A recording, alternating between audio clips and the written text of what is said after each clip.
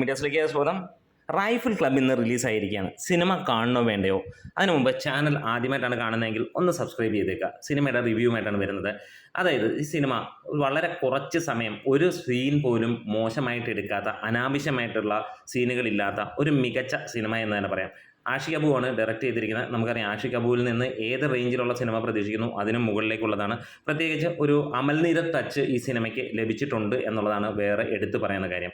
വലിയ താരങ്ങളോ കാര്യങ്ങളോ ഒന്നുമല്ല, എന്നാൽ വലിയ താരങ്ങളാണ് ഇതിനകത്തിൽ നിറച്ചും എന്നുള്ളത് നമുക്കറിയാം. നമ്മൾ വലിയ താരങ്ങൾ എന്ന് പറഞ്ഞു കഴിഞ്ഞാൽ നമ്മളുടെ സൂപ്പർ താരങ്ങളെ കുത്തി നിറച്ചിരിക്കുന്ന അല്ലെങ്കിൽ അങ്ങനെയുള്ള സിനിമയല്ല എന്നുള്ളത്. പക്ഷേ ഇതിനകത്തുള്ള ഗംഭീര ആക്ടേഴ്സാണ്. വിജയരാഘവൻ തന്നെയാണ് പീക്കായിട്ട് നിൽക്കുന്ന. ഒരു പക്ഷേ നമ്മൾ കാണുമ്പോൾ അനുരാഗ് കശ്യപ് ഒരു രക്ഷയുമില്ലാത്ത പെർഫോമൻസ്, അതേപോലെ ഹനുമാൻ കൈൻ, അങ്ങനെ ഓരോരുത്തരും ഗംഭീരമായിട്ട് ഞെട്ടിച്ചിരിക്കുന്നു. ഇതിനകത്തിലേക്ക് ഏറ്റവും കൂടുതൽ സന്തോഷം നൽകിയ മറ്റൊരു കാര്യം എന്ന് പറഞ്ഞാൽ വാണി വിശ്വനാഥിൻ്റെ തിരിച്ചു വരവ് തന്നെയാണ്. ദ ലേഡി റോറിംഗ് ലയൺ എന്ന് തന്നെ പറയാം. സിനിമ വളരെ സിമ്പിളായിട്ടുള്ള, പ്രത്യേകിച്ച് കഥകളോ കാര്യങ്ങളോ ഒന്നുമില്ലാത്ത പക്ക ആക്ഷൻ ത്രില്ലർ. നമ്മൾ ഈ ഒരു ക്രിസ്മസ്, ചോര തുപ്പുന്ന ക്രിസ്മസ് എന്നുള്ളതിൻ്റെ തുടക്കം തന്നെയാണ് ഇവിടെ നമുക്ക് കാണാൻ കഴിയുന്നത്. നാളെ മാർക്കോ ഇറങ്ങാൻ പോവുകയാണ്. മാർക്കോയ്ക്ക് തൊട്ട് മുമ്പ് ഇറങ്ങിയ സിനിമയും ചോര തുപ്പിക്കുന്ന സിനിമ തന്നെയാണ്. മികച്ച രീതിയിൽ തന്നെ ഒരു പക്ഷേ 90s സിനിമ ഫോക്കസ് ചെയ്തിരിക്കുന്നത്.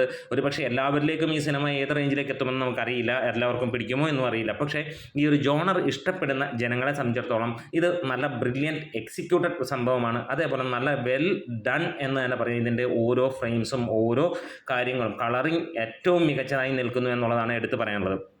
ഫസ്റ്റ് ഹാഫിൽ സിനിമയ്ക്ക് പല സ്ഥലങ്ങളിലും പലർക്കും, അത് എല്ലാവരുടെയും വ്യൂ ഒരേപോലല്ല, അതുകൊണ്ട് തന്നെ പറയാം പലയിടത്തൊക്കെ ഒരു ലാഗ് ഫീൽ ചെറിയത് തോന്നിയിട്ടുണ്ടാകും. പക്ഷേ സെക്കൻഡ് ഹാഫ് തുടങ്ങി അവിടുന്ന് അങ്ങോട്ട് പോകുമ്പോഴത്തേക്ക് ക്ലൈമാക്സിലേക്ക് എൻഡ് ചെയ്യുന്നത്, സെക്കൻഡ് ഹാഫ് തുടങ്ങുമ്പോൾ തന്നെ അതിനൊരു കുറച്ച് കഴിയുമ്പോൾ തന്നെ ക്ലൈമാക്സിലേക്ക് ഉള്ള ഗ്രിപ്പ് കൊടുക്കുക തന്നെയാണ്. ചെറിയ സംഭവം, അതായത് 1 മണിക്കൂർ 55, അതായത് 2 മണിക്കൂറിന് താഴെ ഉള്ള ഒരു സിനിമ എന്നുള്ളത് തന്നെയാണ് നമുക്ക് ഇതിനെക്കുറിച്ച് പറയാനുള്ളത്.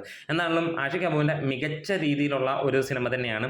ഈ ഒരു ജോണർ ഇഷ്ടപ്പെടുന്ന ആളുകളെ സംബന്ധിച്ചിടത്തോളം അധികം ഒരുപാട് താരങ്ങൾ ഇതിനകത്തിലുണ്ട്. നമ്മൾ ആ ഒരു സ്ക്രീൻ കാണുമ്പോൾ അതിനകത്തിലുള്ള ഓരോരുത്തരുടെയും സ്പേസ് കൊടുത്തിരിക്കുന്നതാണ് ഏറ്റവും സൂപ്പർ എന്ന് തന്നെ പറയാനുള്ളത്.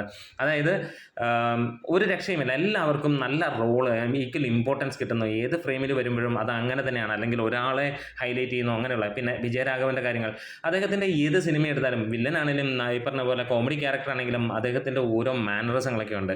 ഒരു തകർത്തടിച്ചിരിക്കുന്നു എന്ന് തന്നെ പറയാം. ഇതൊരു ഗംഭീര പെർഫോമൻസ് ഓറിയൻറ്റഡ് ആണ്. ഇത് കൂടാതെ കിടുക്കൻ ഡയലോഗും കാര്യങ്ങളുമൊക്കെയാണ് ഇനി നമുക്ക് കാണാനുള്ളത്. ഇനി സോഷ്യൽ മീഡിയയിൽ ഇതിൻ്റെ ഓരോ വാക്കുകളും സോഷ്യൽ മീഡിയയിൽ ചെറിയ വീഡിയോസായിട്ട് ഇറങ്ങുന്ന ഒരു കാര്യം കാണാം. അന്നേരമാണ് ഇത് തീയാളിക്കത്താൻ ഒരു മസ്റ്റ് തിയേറ്റർ വാച്ച് മൂവിയാണ് എന്നേ പറയുള്ളൂ. സിനിമ എല്ലാവരിലേക്കും എത്രത്തോളം ഇഷ്ടപ്പെടുമെന്നൊന്നും പറയാൻ കഴിയില്ല. ഒരു ജോണർ ഇഷ്ടപ്പെടുന്നവർക്ക് പൂർണ്ണമായിട്ടും തൃപ്തി നൽകുന്ന സിനിമ തന്നെയാണ്.